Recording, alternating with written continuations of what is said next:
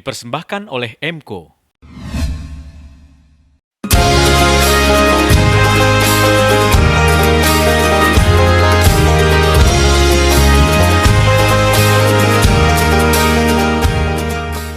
Assalamualaikum warahmatullahi wabarakatuh. Kembali saya hadir dalam sebuah acara yang menampilkan orang-orang luar biasa dan orang-orang yang inspiratif karena dia mampu berbuat, bukan cuma sekedar ngobrol. Dan hari ini saya diterima baik oleh salah satu orang yang buat saya sangat inspiratif, banyak berbuat untuk negeri ini, banyak berbuat untuk alam, dan banyak menginspirasi banyak orang. Kalau Anda pernah tahu dengan nama Pesanggerahan, di situ ada tempat yang dinamakan dengan Sanggar Buana. Dulunya tempat ini penuh dengan sampah, tumplek-blek. Tapi Bang Idin, nama alias dari seorang Khairuddin, yang konon kabarnya dulu penjaga gawang dari salah satu klub sepak bola di Jakarta ternama, adalah orang yang mau dan berbuat untuk lingkungannya dan dimulai dari sini. Sekarang beliau sudah banyak mengembangkan konservasi alam di berbagai macam dan berbagai kota di Indonesia. Hari ini saya bahagia sekali bisa bertemu langsung dengan beliau karena dengan gayanya yang ceplas-ceplos, nggak ada batasannya, membuat saya banyak belajar sebagai orang yang masih jauh lebih muda dari beliau dan masih banyak melakukan kesalahan terhadap cara pandang kita tentang hidup. Nah, hari ini saya mau ajak Anda ketemu langsung dengan Bang Idin. Assalamualaikum, Bang. Salam. Bang Idin, saya kok kalau baca browsing di internet, baca di koran, majalah, lihat di TV, figur Bang Idin ini udah nggak aneh lah, Bang, gitu ya. Nah, kedatangan saya ini kita pengen dapat inspirasi dari Abang tentang bagaimana Abang mampu berbuat mengelola tempat ini. Awalnya sih gue judulnya kesel aja. Kesel. Cara pikir pandang dalam bagaimana membangun kampung gua, membangun kota gua, dan cara membangun negeri gua. Oke. Judulnya kesel. Jadi kalau gue lihat, kalau kita dongeng dengan orang tua dulu, kali itu awal daripada peradaban manusia tumbuh. Oke. Itu kali, kelompok, suku, kerajaan itu dari kali. Tetapi kali sekarang, di mana kota-kota besar di Indonesia, ya di kita lah, selalu kali itu belakang rumah. Ya, bukannya depan rumah. Bukan depan rumah. Ya, kalau giliran banjir aja disalahin Ciliwung, Ya. disalahin Pesanggerahan. Tapi cara gue diajarin sama filsafat mental sang jawara melalui orang-orang tua gue. Apa tuh, Bang? Jawara kan perempuan orang tua mati lemar. Betul. Ya. Nah. Jawara itu kan bagaimana mesti jadi sahabat. Itu jawara. Kalau dalam anunya itu abjadnya ikhlas, tawadu, Iya. punya keberanian. Setiap pekerjaan itu ya itu bagian yang lu tekunin. Apapun juga dia. Bagaimana jangan untung besok untungnya berapa, kerjain dulu, manfaatin nggak bagi diri udah dan orang lain, itu ikhlas namanya. Betul. Tawadu, menghargai setiap perbedaan. Kalau ada perbedaan itu ibarat bunga warna-warni, kan keindahan. Kalau salah sedikit aja lu begitu, wah lu kafir, lu neraka, lu surga. Kan neraka surga punya berapa monyang lu kata gua. Gua bukan begitu. Iya. Tapi punya nilai keberanian, itulah mental sang jawara. Gitu kira-kira. Itu judulnya kesel. Jadi gua dikali tiap hari bersihin sampah. Kali. Oke. Hari, bulan, tahun. Terus gua ngajak teman gua 17 orang. Tuh tanda 17 orang. Oh. Itu bambu dalamnya. Iya. Dalamnya bambu. Gua ajak teman-teman yang mau, waktu itu kan banyak lahan-lahan tidur yang dibeli sama juragan-juragan gak dibangun. Gua garap tuh. Habis garap, iya, gue ditanya dah. Ya sama keamanan tuh disuruh siapa gimana. Tapi gue datang dari mana Gunung Pangrango, Kali Pesanggerahan itu gue jalan kaki dari sana. Dari Mandalawangi, Cimande, Pekancilan, Bogor, Cilegon, terus baru naik Dabong Pisang. 5 hari 6 malam. 5 hari 6 malam. Iya. Judulnya pengen tahu bahasa kampung, tapi kalau akademi judulnya survei. Aku dulu bikin ini dongeng ada 17 getek ya. Dari sono ada yang ngasih tahu, dulu di sini pohon apa, di sana gitu. Jadi setiap orang gue temuin tuh di festival, jadi dongeng gue ngasih tahu, oh begitu gitu. Jadi gitu. Itu awalnya. Festival Kali Pesanggerahan, Sedekah Barit, terus tiap tahun begitu. Nggak dibiayain sama negara. Dan itulah bagian ritual namanya, menghargai tentang sungai.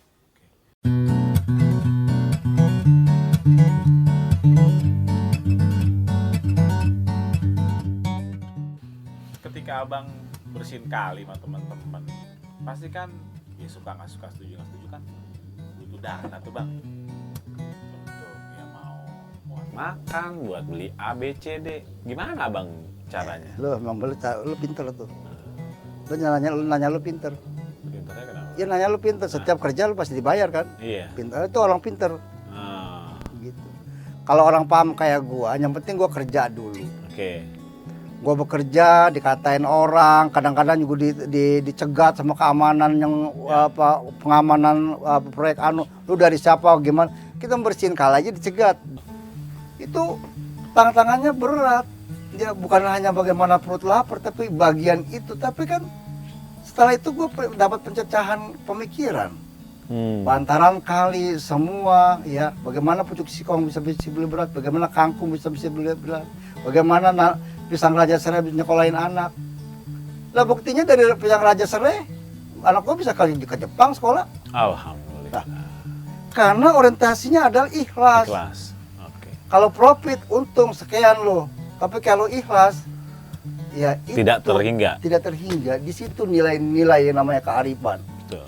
Manajemen kearifan. Kalau lu nyari duit bagian lu kerja karena lu dibayar berapa, kerja berapa, selesai, ukurannya duit. Ya. Tapi kalau ikhlas, kearifan, duit ngikutin lu. Karena di situ pahalanya ya. Arti kata di situ nilai-nilai bahwa enggak asal ini kan ini bentuk protes. Betul. Bentuk protes cara gua sebagai orang beragama.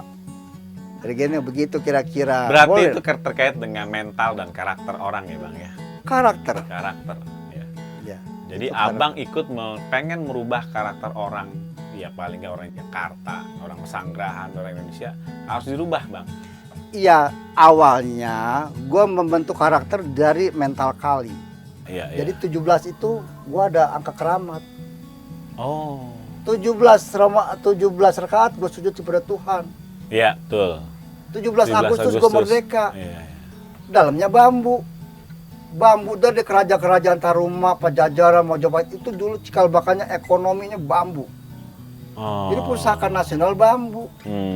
Lu merdeka juga bukan dari senjata yang mentah, senjata bambu runcing. Iya.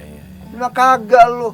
Iya. Belajar taman sama Malaysia, sama ke Singapura. Emang gue Malaysia Singapura pakai Trambesi. Bambu tanam pinggir kali, jangan dipancang. Lu. Iya. Itu yang gue kagak demen. Betul. Jangan nanam bambu, dia nanti banyak kuntilanak. Sama banyak itu dah ular sama miskin. Iya.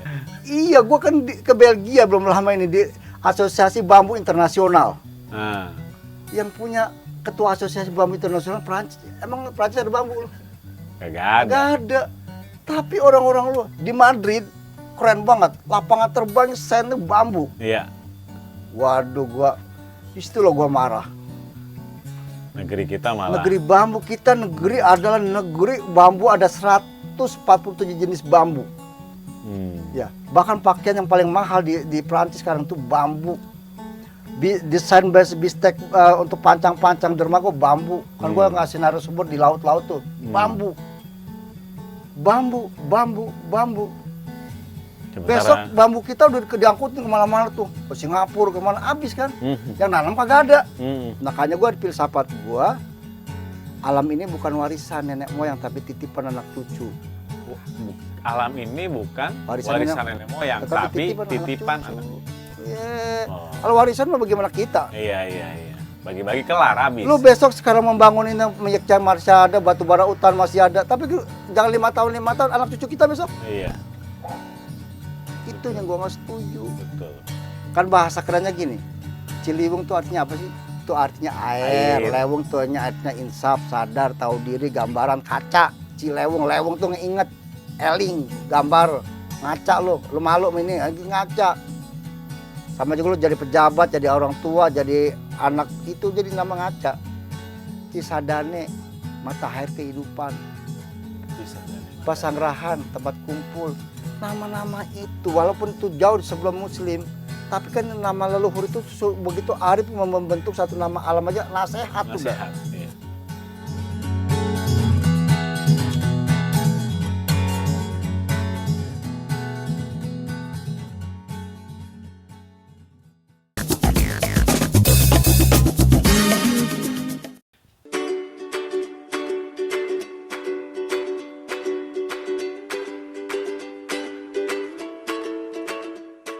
Saya kagum dengan prinsip Abang bahwa orang itu nggak perlu pinter, tapi perlu paham. Nah, maksudnya apa tuh, Bang? Ya gini. Oke, pinter lu bisa bentuk ya. Dari lu S1, dari TK, dari sama akademik lu pinter. Tapi sekarang ini berapa ribu orang-orang pinter di Indonesia? Ya. Dari mulai berapa fakultas, jurusan banyak, banyak dajal, kan begitu. Tapi nggak ada keadilan, nggak ada. Iya. Banyak kiai, kejoliman tetap banyak. Iya, kiai amplop. Iya, banyak lah. Jadi itulah yang gue bentuk. Keilmuannya cuma pinter. Kalau paham kan aplikasi. Iya. Kalau gue ngaji satu alif tapi gue kerjain dong. Itu. Ilmu gue begitu. Tuh. Karena otak lu bagaimana begitu lulus sekolah tuh cari kerja, bukan bikin kerjaan. Jadi otak lu itu adalah kemampuan lu berpikir, bukan diaplikasi untuk sendiri tapi untuk orang lain. Itu karena itu cuma pintar. Iya. Gua bisa misalnya membangun satu kawasan, misalnya akademi bola internasional, punya sampah, nanganin sampah. Tapi kan kalau sampah lu anggap itu bau sama busuk, penyakit sama banjir. Tapi kalau lu ikhlas, jadi keberkahan. Iya, sampah begini, Tong. Sampah siapa yang mau beli sampah? Iya. Sampah satu hari 10 truk lebih, belum yang dari kali. Mau jejer di jalanan tuh, pupuk. Betul. Tapi setelah sampah itu dibikin, setelah dia pilah, dimasukin ke open waster, sisanya kemudian didaur lagi untuk sayurannya berupa sayuran organik. Dicoba nih kayak gue nih, kan percobaan nih. Ini percobaan namanya. Ini dalam ini dicoba lagi, ini sampah yang kemarin kan udah ya. Jadi ini setiap sekian bulan dicoba lagi, namanya labor lah. Tomat bagaimana, cabai bagaimana, ini perkembangan, ini riset namanya. Ponok, kira-kira nanti nanti sampah residunya dibawa ke Bogor, dibawa ke ini. Jadi untuk bikin sayuran organik, tomat, lu makan sayurnya sayur sehat, nggak make kimia, nggak make urea, jadi sayuran benar-benar murni sayuran. Iya, kan bocah bisa pintar, lu bisa sehat. Jadi dari makanan itu yang harus yang sehat. Gitu. Dan itu dari sampah. Dari sampah organik. Asalnya bau kan, kotor. Tapi kalau dikembangin punya nilai kehidupan. Jadi ada keberkahannya dari cara berpikir lu dari pinggir-pinggir kali. Iya. Anggap aja kampus, gue rektor Universitas Kali Pesanggerahan gue. Iya. Fakultasnya ilmu paham. Itu kan, jadi kehidupan. Jadi kali begitu tanganin dengan arif, ada kehidupan, beri ratusan orang yang bisa hidup dari sungai. Tapi kalau lo caranya jolim kali, tinggal tunggu lo, ditenggelamkan lo sama kali lo. Dan sudah banyak contoh-contohnya. Contoh itu nasihat namanya, itu ilmu yang tersirat. Contoh. Sayuran organik dengan pupuk kandang dengan abu sampah, tomat bisa bertahan 8 bulan. 1 tahun produksinya. Hmm. Dengan Orea 4 bulan selesai. Hmm. Mana lu? Cuman kan, wah dengan ini itu awalnya sampah. Sampah awalnya dipikir kali. Gua angkutin, gua olah, tapi kan kata lu kan nggak digaji. Gaji gua lebih gede daripada digaji. Tuh. Pendapatan gua lebih gede daripada digaji. Pendapatan lu, Iya, jangan iya. main-main lu. Iya. Jangan salah berpikirnya lu. Lu mah kerja, gaji gua berapa? Honornya berapa? Lemburnya berapa? Mampus lu. Nah, Itu yang salah menurut gua. cara berpikir yang salah tuh Bang ya. Makanya dari zaman-zaman kerajaan-kerajaan dulu, Singosari, Tarumanegara, Pajajaran, bambu sebagai soko gurunya ekonomi peradaban bangsa gua. Ini mah kagak lu. Orang bambu iseng-iseng. Jadi dimiskinin dengan filsafat hidup lu. Iya. Bagaimana lu? Betul. Indonesia kaya tapi ya dalam tanahnya udah bukan punya kita. Sedih gua. Sedih. Gua. Makanya gua bangga gua jadi petani. Harus bangga jadi petani ya Bang ya. Anak muda harus bangga jadi petani di kampung-kampung. Sedih gua. Karena menurut Abang cerita juga di Jerman di mana petani itu kaya Bang. Kaya di Amerika Di Amerika. dibayar teman-teman gua buset. Abang temannya bule-bule Bang. Buset.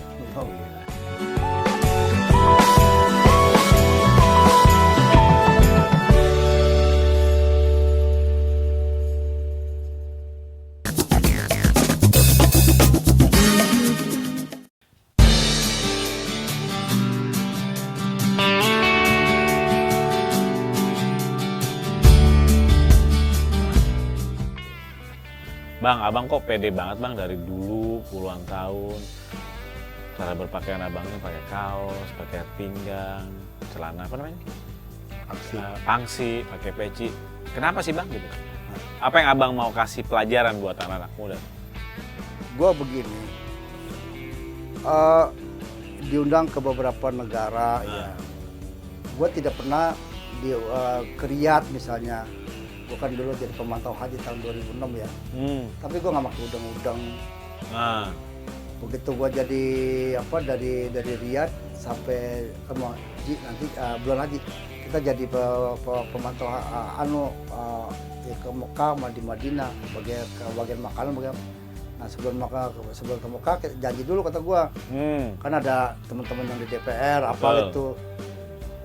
Abang aja, ya kan gue tukang sampah di pinggir kali, lu pejabat, lu toko kata gue, lu kiai, abang aja, nah janji dah, selamat ya, oke, gue komandan, lu di sini anak gue suruh apa aja gue boleh lu, janji dulu, tapi gue tetap pede dengan gue, begitu nyari ribuan orang di sana, itu masih gampang loh, ya, gitu, gampang ketahuan. Jadi gue begitu gue ngatur itu gue nggak dipentongin di Ka'bah sama malaikat. Ya. Kan jangan dilihat dari pakaian, itu kan bagaimana nilai dia keimanannya, itulah menurut gue. Iya. Contoh misalnya kayak yang tadi gue bilang, gue diundang ke Australia. Dari waktu itu kita mau ya, kalau digede-gede di tahun 2004. Yang lain disuruh pulang. Indonesia, get out, lu Indonesia, iya keluar lu. Karena kita lagi digedegin sama masalah. Tapi ada tokoh aborigin ngomong, this is pitung, gara-gara si pitung gua dihargain. Itu dari peradaban kan. Bangga dong gua Indonesia. Iya. Mau cara lu cara Jawa kan, mau cara Jakarta kan, mau cara lu orang Sunda, itu kan bagian daripada itu Indonesia. Kalau itu sudah hilang, nggak Indonesia lagi dong. Kan dulu janji kita Sumpah Pemuda gitu. Gue punya daya tahan. Bagaimana latihan tiap hari latihan, lu bayangin aja kalau latihan lari habis subuh gue udah lari nih, masih sepi kan tahun sekian. Marinir terus ke Lapang Banteng, Senayan, balik lagi Kadang Tengah, lari tiap hari tuh latihannya tuh, nggak ada yang nyuruh, pulang latihan lari, ntar belum udah nganuin dagangan segala macam. Itu kan mental, mau di bola mau bela diri gini, misalnya lu gua ini rendah ya. Rendah tuh tujuannya adalah kalau kita lagi tawasulan tuh kan ada ngurut tuh 3 bulan sekali. Ini kan bukan silat tuh mah. Namanya pakai ritual. ini pakai ini nih, lu rendah begini. Ya kalau rendah tuh menghargai orang yang tua, itu rendah tuh, kuda-kuda. Seliwa tuh arti kata jangan lu gegaras dong, berhak lu mah, lu ngindar seliwa. Seliwa gitu. Ada mana di aplikasi dengan gerak siap gini, tangkap golok begini begitu. Itu 5 pancer. Dapat 5 pancer, kita hidup dari tanah, air. Itu yang diobrolin tuh. Tiap malam Jumat tawasulan nanti ada pengurutan, itu filsafat hidup leluhur gua. Dari situlah orang bagian mana itu sudah ke bawah dengan gaya-gaya di Sangga Buana. Itulah cara gua ngajarin. Nggak dengan ngomongan, dengan kelakuan. Nah, nanti yang ada yang jadi wartawan, yang jadi udah hari anu ya kita kumpul atau bersihin kali rame-rame lagi gitu terus. Nah kita kalau misalnya yang lagi survei di Bogor apa, kan kemarin ada tim, misalnya lu berapa berangkat ke Bogor, 6 orang yang survei geologisnya, yang ekonominya, yang apa gitu, anak-anak muda semua gitu, yang lo dari sini sampai tengah bagi 3 bagian sampai laut gitu. Nah besok kita bikin tuh kayak film dokumenter kayak lo nih. Tulis. Nah itulah cara gua kerja, ada langkah-langkah yang jelas. Jadi anak-anak semua yang namanya akademi, lo adalah ilmu lo yang gua gunain. Gitu. Yang geologisnya, yang dari pertaniannya gitu.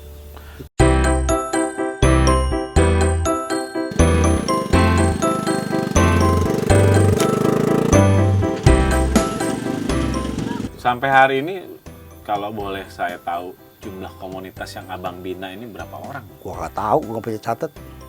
Tapi lebih dari ratusan. Ribuan. Iya. Ya, gua boleh dong, gua jadi teror. Boleh. Teror buat untuk menumbuhkan semangat hidup, semangat hidup. Setuju bang.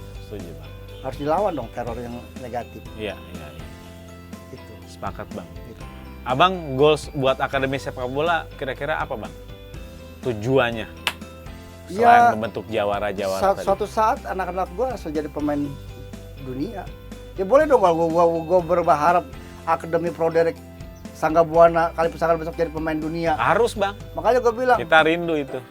Nathan, nanti gantinya Messi. Iya. Ini gantinya itu. Setuju bang. Jadi itu jadi motivasi. Jadi gitulah caranya. Makanya gue bikin akademi. Jadi itulah bagian Sangga Buana. Sangga itu artinya tiang. Sangga tiang. Buana itu kehidupan alam semesta. Wah, salut bang. Ya boleh dong. Hebat bang. Kalau gua membangun kampung gua dengan karakter. Harus bang. Siapapun juga dia. Dari manapun juga. Gitu. Bang Idin, terima kasih ngobrol-ngobrolnya. Pasti udah banyak orang yang tahu abang.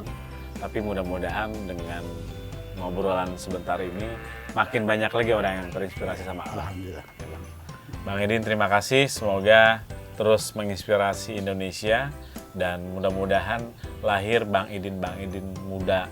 Enggak, sang jawara lain yang juga terus menginspirasi negeri ini, karena negeri ini udah carut marut bang. Negeri ini harus dibangun sama anak muda yang punya karakter. Yang mau berbuat dan yang paham terhadap kondisi negeri ini bang. Oke, setuju. Bang, makasih bang. Pemirsa, terima kasih. Sampai ketemu di sahabat-sahabat inspirasi lainnya. Assalamualaikum warahmatullahi wabarakatuh. Assalamualaikum.